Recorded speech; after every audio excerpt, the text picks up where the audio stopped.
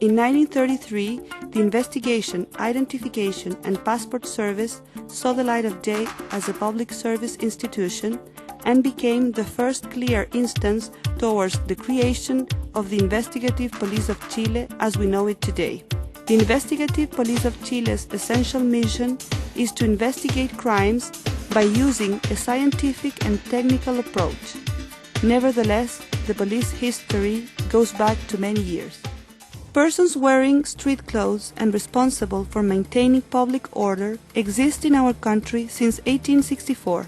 At that time, some offenders acted as informants. In 1889, this group of commissioners, whose mission was not only to search for and apprehend criminals, but also to investigate criminal facts, changed its name to Security Police. Some years later, our institution created an alphabetical registry of condemned prisoners, which used at that time the vanguard anthropometric system.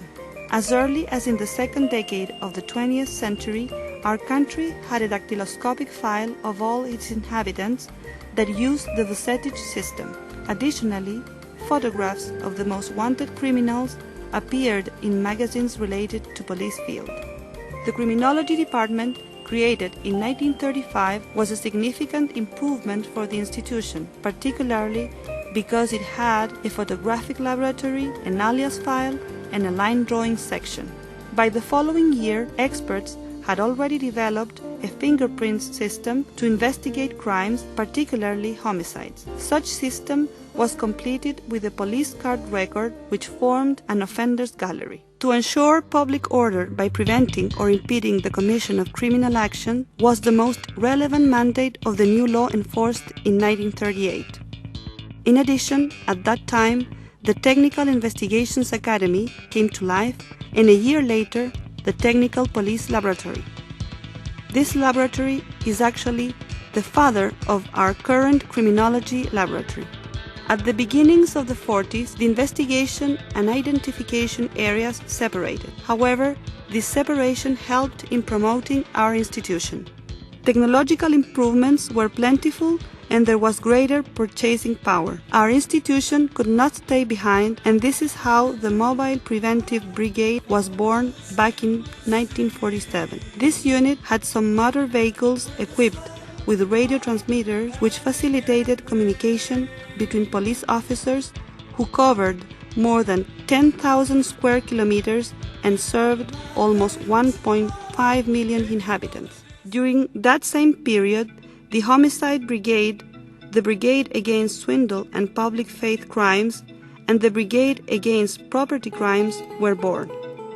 In the 60s, one of the most relevant technological advances of that time arrived: the first 2 airplanes bought by the civilian police. At that time, the Brigade Against Gambling Games and Narcotics Traffic also sees the light of day. Regarding judicial resolutions, the support our Investigative Police of Chile provides to competent authorities focus mainly in expert assessment, which constitute an essential working tool. In this sense, inquiries related to human rights cases gained vital importance in the 90s. Chile is a country with a border reaching 5,000 kilometers long, and this is why our Investigative Police of Chile controls tens of cross-border checking points. As early as in the 19th century, every one of them had agents in charge of stamping visas at the alien's entry or exit to or from our country. The objective of such immigration agents was, as it is today, to protect our national security.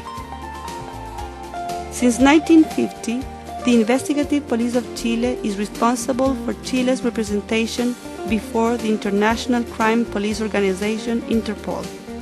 Thus far, this department takes charge of the coordination and centralization of information regarding international criminality.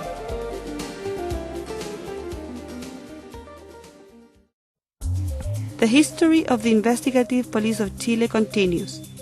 The incorporation of state-of-the-art technologies and the development of continuous training for its members have become essential pillars in this growing process, pillars which guarantee our society's desire for justice.